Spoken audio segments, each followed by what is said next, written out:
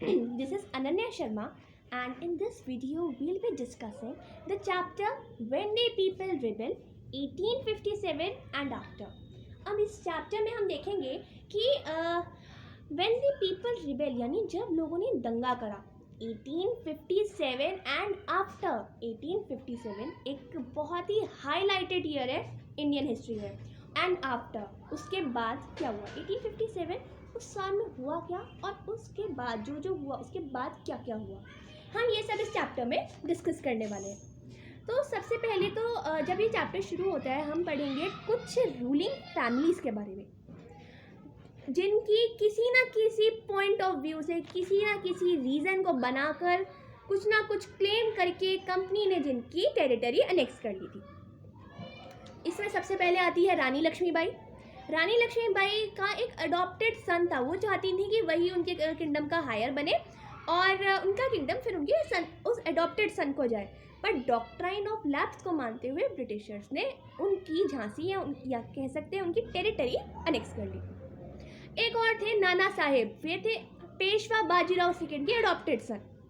उन्होंने उनको भी जो है वे कह रहे थे कि भैया मुझे अपने फादर की पेंशन तो दे दो, नहीं दी, और उनको फिर जो है मना कर दिया उन्होंने कि भैया हम नहीं देंगे। और ऐसे ही बहुत सारे रूलर्स और भी थे, पर ब्रिटिशर्स ने इन सारी प्लीजेस को नहीं सुना। फिर वैसे ही इन्होंने क्या करा, फिर अवध की साइड की अगर हम बात करें, अवध में क्या करा इन्होंने कि जो अवध एक्चुअल में जो कुछ लास्ट एक दो टेरिटरीज बच रही थी ना, एक दो या तीन चार कह सकते हैं, उनमें से एक अवध भी था। इन्होंने अवध को कैसे अनेक्स करा, इन्होंने पता है एक क्लेम करा था अनेक्स करने के बाद कि जब अवध की टेरिटरी है ये सही से गवर्न नहीं करी जा रही थी, ब्रिटिश रूल चाहिए था प्रॉपर एडमिनिस्ट्रेशन के लिए।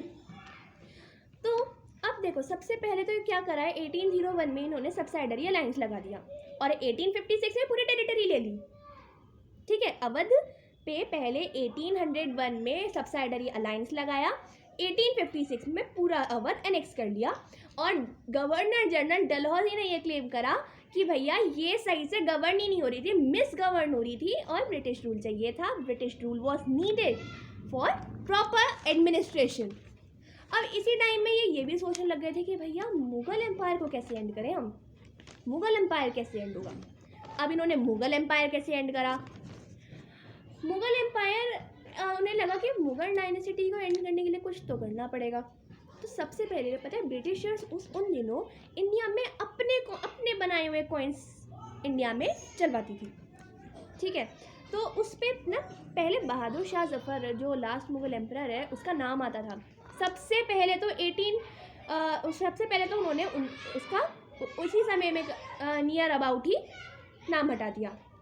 फिर 1849 में क्या हुआ, गवर्नर जनरल डलहौजी ने कहा कि भैया जो बहादुर शाह जफ़र की फैमिली होगी, बहादुर शाह जफ़र की डेथ के बाद उसकी फैमिली को रेड फोर्ट से निकाल के किसी और प्लेस पे शिफ्ट कर दिया जाएगा। और फिर 1856 में गवर्नर जनरल कैनिंग ने ये डिक्लेयर कर दिया कि भैया जो बहादुर शाह जफ़र है वो लास्ट मुगल एम्परर होगा। उसके बाद उसके सारे बेटों को, मतलब जितने भी उसके आगे डिसेंडेंट्स होंगे उन सबको राजा नहीं कंसिडर करा जाएगा, या रिकॉग्नाइज राजा की तरह नहीं करा जाएगा, उनको प्रिंस बोला जाएगा। अब इतना तो इन्होंने, ये हो गई सारी राजाओं की बात। उसके बाद अब चलते कॉमन पीपल की बातों पे।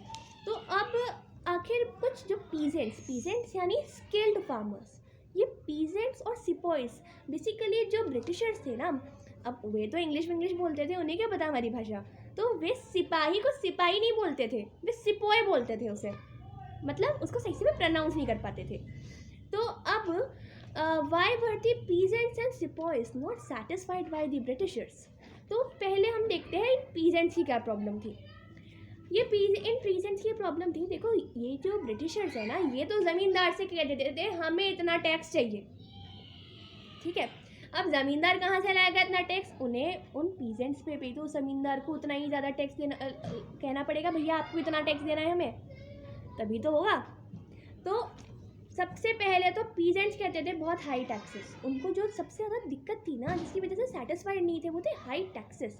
और ऊपर से भैया इतनी उनकी अर्निंग नहीं जितने टैक्सेस हैं। वे लोन की जो पूरी साइकिल है वो बेचारे उसमें ही फंसे रह जाते थे। और धीरे धीरे करके, क्योंकि भैया मनी लेंडर से वे मनी लेते थे टैक्स पे करने के लिए, टैक्स बहुत ज़्यादा लोन बहुत ज़्यादा बढ़ जाता था, तो ऐसे ही धीरे धीरे करके वे अपनी लैंड भी खो देते थे।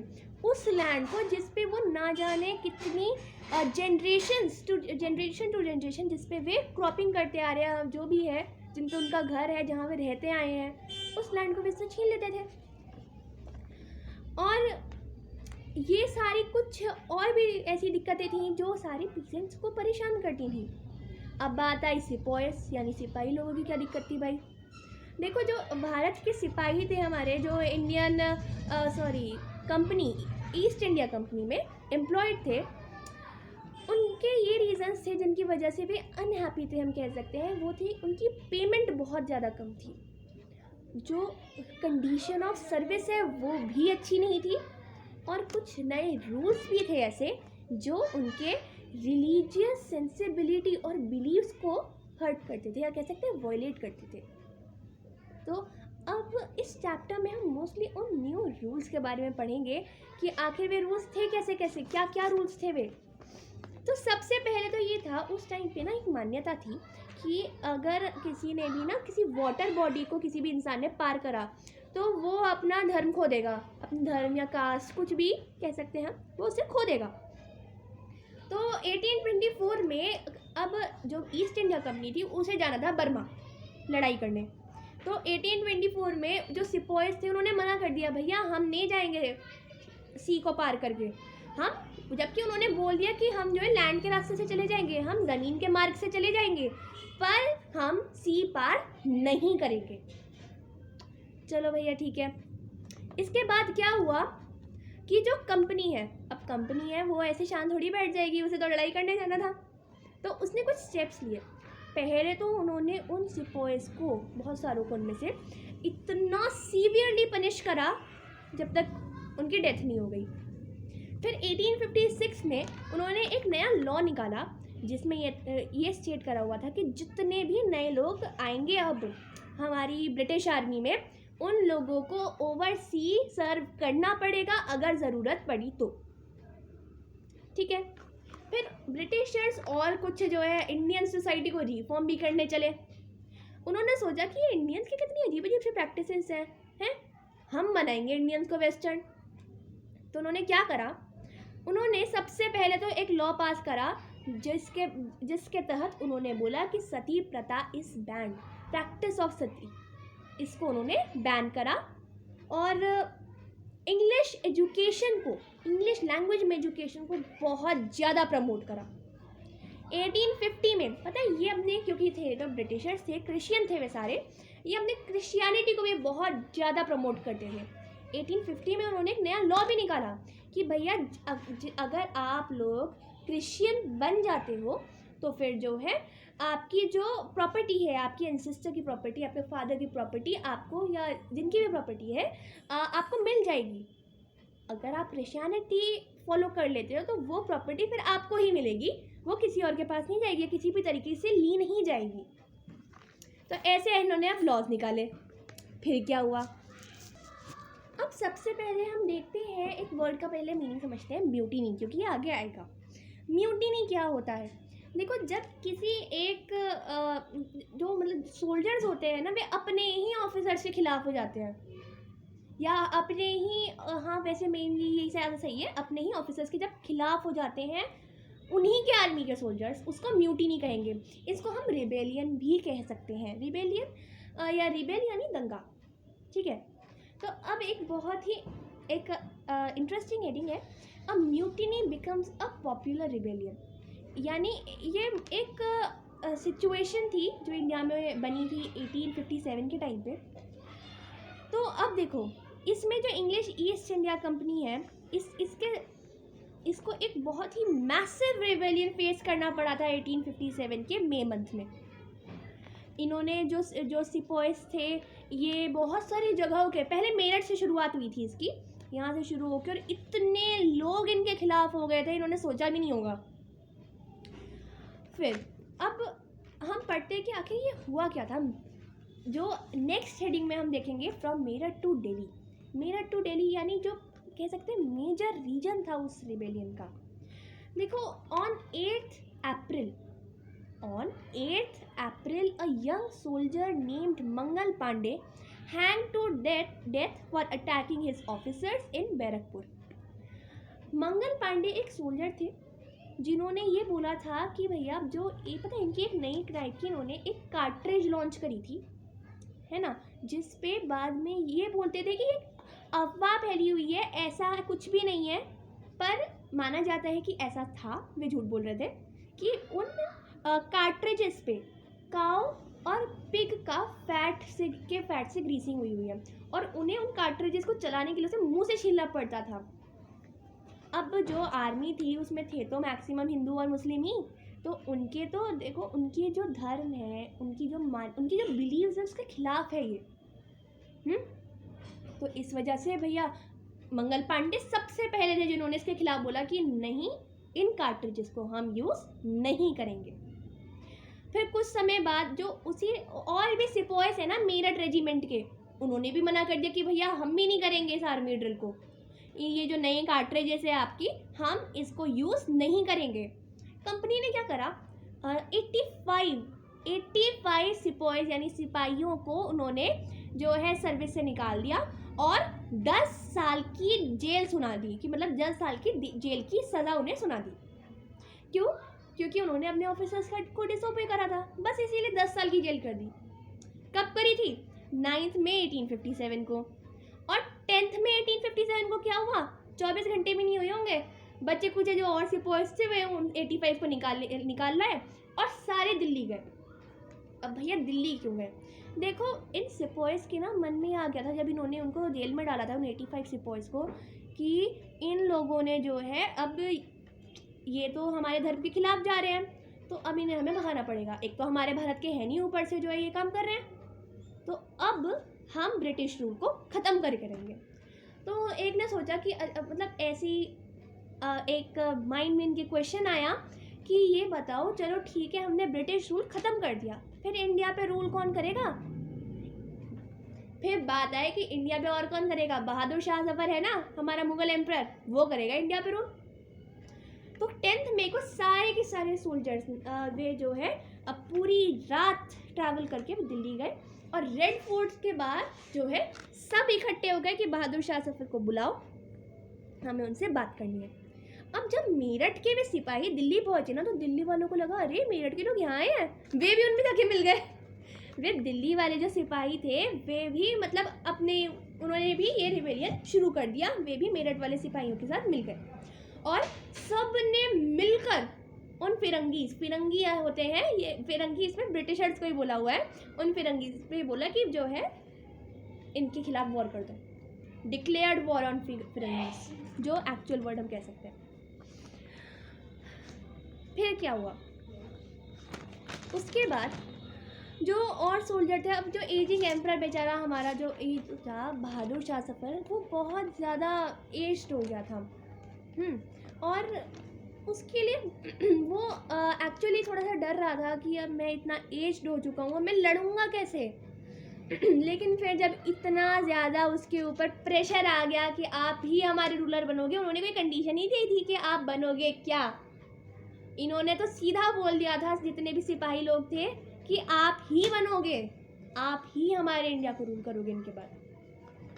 तो बहादुर शाह जफर ने बोला ठीक है चलो, और उसने सारे उसके जितने भी मंत्री और जितने भी गवर्नर जनरल जो भी लोग थे सबको एक लेटर लिख दिया कि हम इनके खिलाफ वॉर कर रहे हैं और आप हमारा सपोर्ट करो। अब इतना सब कुछ हो चुका था, सिपॉयज इतने खिलाफ हो चुके थे, तो उनको भी लगा कि यार शायद हो सकता है सच में ये जो लोग हैं जीत जाएं। तो फिर क्या हुआ, उन्हें लगा कि शायद हो सकता है सच में जो ब्रिटिशर्स का रूल है ये हट जाए, हमें हमारी पावर्स वापस मिल जाए और बहादुर शाह जफर का रूल आ जाए, फिर तो बहुत अच्छा हो जाएगा। ठीक है, फिर क्या हुआ? उसके बाद जो रिबेलियन है ये धीरे धीरे करके बढ़ा, और फिर क्या हुआ, जो रेजिमेंट से रेजिमेंट जैसे मेरठ रेजिमेंट था, दिल्ली रेजिमेंट था, तो ये जो म्यूटिनी है ये बहुत ज़्यादा बढ़ गया। और इवन जो इनके ज़मींदार थे, अपने इनके ज़मींदार इनके खिलाफ हो गए। फिर सब, अब उसके बाद आती है एक, जो जितने भी उस टाइम पे रूलर्स थे ना उनके, कि उन्होंने आखिर कैसे कैसे एक्ट करा अगेंस्ट ब्रिटिशर्स। तो सबसे पहले हम देखते हैं नाना साहिब के बारे में। नाना साहिब जो पेशवा बाजीराव सेकंड के अडॉप्टेड सन थे, वे कानपुर के पास रहते थे और उन्होंने जो है सारे जो आर्म्ड फोर्सेस है और मतलब जितने भी सिपाही थे उन सबको इकट्ठा करा। उन्होंने बोला कि मैं हूँ अब से पेशवा, मैं जो हूँ बहादुर शाह जफ़र के अंडर अब से एक गवर्नर हूँ और मेरे पास अपनी पावर है, आप लोग यहाँ से जाओ। ब्रिटिशर्स के खिलाफ वो भी अपने वॉर पे लग गए। फिर लखनऊ में क्या हुआ, लखनऊ में बिरदिस कदर थे, नवाब वजीद अली शाह के बेटे। उन्होंने भी प्रोक्लेम कर दिया भैया मैं हूँ नवाब। इनकी जो मदर थी बिरदिस कदर की, बेगम हजरत महल, इन्होंने भी बहुत ज़्यादा एक्टिव पार्टिसिपेशन रखा ब्रिटिश रूल को हटाने के लिए। झांसी में आ गई हमारी रानी लक्ष्मीबाई। रानी लक्ष्मीबाई ने भी इन्हीं रिबेल सिपाहीज को ज्वाइन करा और ब्रिटिशर्स के अगेंस्ट लड़े टांटिया तोपे के साथ। ठीक है, टांटिया तोपे कौन था, वो नाना साहिब का एक जनरल था। ठीक है, अब जो मध्य प्रदेश का मंडला रीजन है, वहाँ से एक रानी अवंतीबाई लोधी थी, रामगढ़ को बिलोंग करती थी, जो उन्होंने भी अपनी आर्मी ब्रिटिशर्स के अगेंस्ट जो है रेस कर दी और उन्होंने अपने स्टेट का एडमिनिस्ट्रेशन अपने हाथ में ले ली। अब जब ब्रिटिशर्स इतनी सारी बैटल्स में हार गए, पता है इनके फिर एक स्टेटमेंट आया था सामने 6 अगस्त 1857 में, जिसमें उन्होंने जो एक टेलीग्राम था जो लेफ्टिनेंट कर्नल टाइटलर ने अपने कमांडर इन चीफ को ये एक्सप्रेस करते हुए भेजा था कि जो है उसमें लिखा हुआ था, our man are cowed by the number suppose to them and the endless fighting every village has held against us, the zamindars has risen oppose to oppose us. यानी हमारे जो लोग हैं, जो हम लोग हैं ब्रिटिशर्स, इनको इतनी बड़ी नंबर ऑफ मैन, यानी इतने सारे लोगों ने आपस में घेर लिया है। एक गांव हमारे खिलाफ खड़ा हो गया और सारे ज़मींदार हमारे खिलाफ हो चुके हैं। फिर पता है जब ये रिबेल चल रहा था तो और भी कई सारे नए लीडर्स आए थे, जिसमें जैसे हम कह सकते हैं पहले अहमदुल्ला शाह एक लीडर थे, एक मौलवी थे, वे फैज़ाबाद के, है ना। और उन्होंने ये बोला कि अब ये जो ब्रिटिश रूल है ये बहुत जल्दी एंड पे आएगा और वे इनके अगेंस्ट फाइट करने के लिए वे लखनऊ आए। दिल्ली में बहुत सारे गाजी कौन होते हैं, रिलीजियस वॉरियर्स, वे एक साथ आ गए इन वाइट पीपल को एकदम वाइप आउट करने की, भैया आप तो इन्हें भगा के छोड़ेंगे। फिर एक था बख्त खान एक सोल्जर था बरेली का, जिसने जितने भी फाइटर्स हैं उन सब का इंचार्ज करा और वो एक्चुअल में काफ़ी की मिलिट्री लीडर भी रहा। फिर बिहार में एक ओल्ड ज़मींदार था कुंवर सिंह, उसने भी इन रिबेल सिपाहीज को ज्वाइन करा और काफ़ी महीनों तक वो लड़ा। लेकिन अब भैया ईस्ट इंडिया कंपनी थी, जो पता है आखिर इंडियन जो सिपाहीज थे वे इसमें जीत क्यों नहीं पाए। उसका रीज़न ये था कि जो ईस्ट इंडिया कंपनी थी उसके पास ज़्यादा अच्छे मतलब हाई टेक्नोलॉजी के उसके पास वेपन्स थे। इंडियन वालों के पास वो एक दो ही कोई बंदूकें थी, बाकी सारे चाकू छुरी थे और जो हमारी सोर्ड्स हैं बस वे इनसे लड़ रहे थे, जबकि उनके पास थे हाई टेक्नोलॉजी के वेपन्स थे उनके पास। और कुछ भी कहो, उनकी जो टेक्नोलॉजी थी वो ज़्यादा अच्छी थी कंपैरेटिवली इंडियंस के। और जो सेकंड मेजर रीज़न है कि आखिर ब्रिटिशर्स उसी टाइम वाइप आउट क्यों नहीं हो गए, वो ये है कि क्योंकि इंडियंस के ने कोई भी ढंग से प्लानिंग नहीं थी उनकी कोई, कि हम करेंगे कैसे ये काम, लैक ऑफ प्लानिंग थी। अब देखते हैं आखिर कंपनी ने रिटर्न उसने कैसे फिर इसको संभाला। Company fights back. तो अब देखो जो EEIC है, इंग्लिश ईस्ट इंडिया कंपनी, उसने सोचा कि अब तो भैया इस रिवॉर्ड को ख़त्म ही करना पड़ेगा, वरना हमें जाना पड़ेगा इसको छोड़ के इंडिया को। तो फिर क्या हुआ, उसने जो है ना कई सारे वो लॉज और रीइंफोर्समेंट्स लाए EEIC इंग्लैंड से, और उसने कई सारे लॉज को जो है पास करा, बहुत सारों को, मतलब इन्होंने इनको जो है रिबेल्स को इन्होंने कन्विक्ट करा, और धीरे धीरे करके इन्होंने पहले दिल्ली को रिकैप्चर करा। कब करा वापस से कैप्चर दिल्ली को? सितंबर 1857 इन्होंने पहले, तो भैया सबसे पहले इन्होंने अपनी दिल्ली संभाली, ठीक है। इनकी पता है 3 प्रेसिडेंशियल सिटीज़ थी, कलकत्ता, मद्रास और दिल्ली। तो पहले तो इन्होंने अपनी दिल्ली संभाली। उसके बाद जो लास्ट मुगल एम्परर है बहादुर शाह जफर, पहले तो उसको कोर्ट में पेश करा, और उसके बाद लाइफ इम्प्रिजनमेंट उसको सेंटेंस कर दिया, और उसकी वाइफ बेगम जिन्नत महल को भी उसी के साथ भेज दिया रंगून की जेल में इन नवंबर 1862, ठीक है। जो लखनऊ है उसको भी उन्होंने फिर मार्च 1858 में वापस रिकैप्चर कर लिया। रानी लक्ष्मीबाई को जून 1858 में इन्होंने मार दिया। रानी अवंतीबाई लोधी, जिसको लगा कि यार अब तो ये गड़बड़ हो रहा है, तो ऐसे तो हम मार जाएंगे, यही आगे मार देंगे ब्रिटिशर्स, तो उसने खुद ही अपने आप को मार लिया कि मरना है तो इनसे मरूँ, इससे तो खुद ही ना मर जाऊँ, उसने ये सोचा। और टांटिया तोपे, भैया जैसा उसका नाम वैसा उसका काम था, तो वो टांटिया तोपे, उसने क्या करा, वो गया जंगल में, और वहाँ पे जो आदिवासी लोग थे ना उनके साथ मिल गया, और उसने उनके साथ मिलके गुरिल्ला वॉर स्टार्ट कर दी उनके खिलाफ। अब भैया ब्रिटिशर्स जंगल में आए, उन्हें पता ही नहीं चला कहाँ से उन्होंने पत्थर फेंक दिए। तो लेकिन अब टांटिया तोपे कोई आदिवासी थोड़ी ना था, तो इसको ये एक्चुअली जो मैं आपको बता रही हूँ, ये एक याद करने की ट्रिक है कि आप कैसे याद कर सकते हो। तो क्योंकि वो एक आदिवासी तो था नहीं, तो इस वजह से उसको भी वापस से फिर कोर्ट में लेकर गया, पेश करा उसे कोर्ट में, और 1859 में उसको भी मार दिया गया। फिर क्या हुआ, अब देखो इतना सारा रिबेलियन हो गया था, तो उन्हें लगा कि हमने इसे भी शांत कर लिया, लेकिन अब हम इस लॉयल्टी को जो अब तक लोगों में थी, हम उसको वापस कैसे लाएं, और ऐसा क्या करें कि आगे फिर से ना हो जाए। तो इन्होंने क्या क्या करा, सबसे पहले तो आगे इन्होंने क्या क्या चीज़ें स्टेप्स रखे कि जो लॉयल्टी है लोगों की वो उन्हें वापस मिल जाए। पहला था कि उन्होंने रिवॉर्ड्स अनाउंस करे उन लैंडलॉर्ड्स के लिए, उन ज़मींदारों के लिए जिन्होंने ब्रिटिश ईस्ट इंडिया कंपनी के अगेंस्ट कुछ नहीं करा था, और वो जो रिबेल सिपॉइज थे ना जिन्होंने इनके अगेंस्ट करा था, जो भी करा था, ये दंगा फसाद करा था, और अगर उन्होंने किसी भी वाइट पर्सन को नहीं मारा है, किल नहीं करा है, तो उनको उन्होंने छोड़ दिया कि जाइए आप फ्रीली रहिए, हम आपको कुछ नहीं कहेंगे, आप पे कोई राइट्स नहीं लिए जाएंगे, आप जैसे रहते थे वैसे रह सकते हैं। लेकिन ठीक है, अब इन्होंने पॉलिसीज़ क्या बनाई कि ऐसा रिवॉल्ट फिर से ना हो जाए। सबसे पहली पॉलिसी, इन्होंने 1858 में सारी पावर ब्रिटिश क्राउन को ट्रांसफ़र कर दी। फिर क्या हुआ, एक ब्रिटिश कैबिनेट का एक मेंबर इन्होंने एज अ सेक्रेटरी अपॉइंट करा इंडिया के लिए, जो सारी चीज़ों के लिए, ऑलमोस्ट सारी चीज़ों के लिए गवर्नेंस करने के लिए रिस्पॉन्सिबल था।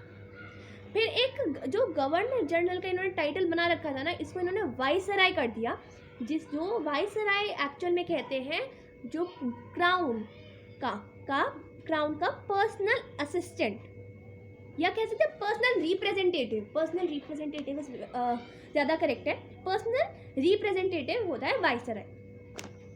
और जितने भी जो रूलिंग चीफ्स हैं कंट्री के, उनको ये श्योर करा कि ये इनकी जो टेरिटरी है अब कभी भी फ्यूचर में नहीं ली जाएगी। ब्रिटिश क्वीन का जो भी डिसीजन होगा वो पैरामाउंट होगा, पैरामाउंट मतलब वो अल्टीमेट पार का जो डिसीजन है वो सबसे सही माना जाएगा, उससे ऊपर कोई डिसीजन नहीं। फिर इन्होंने ये भी डिसाइड करा कि जो इन्होंने आर्मी बना रखी थी ना अपनी इंडिया में, उसमें इंडियन सोल्जर्स की जो नंबर है उसे कम करके ब्रिटिश सोल्जर्स अभी ज़्यादा रखेंगे। और इन्होंने फिर ये भी डिसाइड करा कि भैया अब हम सबके धर्मों की रिस्पेक्ट करेंगे, आपको जो प्रैक्टिस करनी है आप करो, हम कुछ इंटरफेयर नहीं करेंगे। और कुछ पॉलिसीज ऐसी भी बनाई गई जो इन लैंडलॉर्ड्स को और ज़मींदारों को प्रोटेक्ट करता है, उनको सिक्योरिटी देता है उनके लैंड्स के अगेंस्ट। सो ये था हमारा पूरा का पूरा chapter when the people rebel 1857 and after. शुरू से आखिर तक का पूरा चैप्टर है ये, इसमें कि कैसे कैसे 1857 में क्या क्या रिबेल हुआ और उसके बाद क्या क्या हुआ। Okay, so we'll meet in the next video. So bye bye.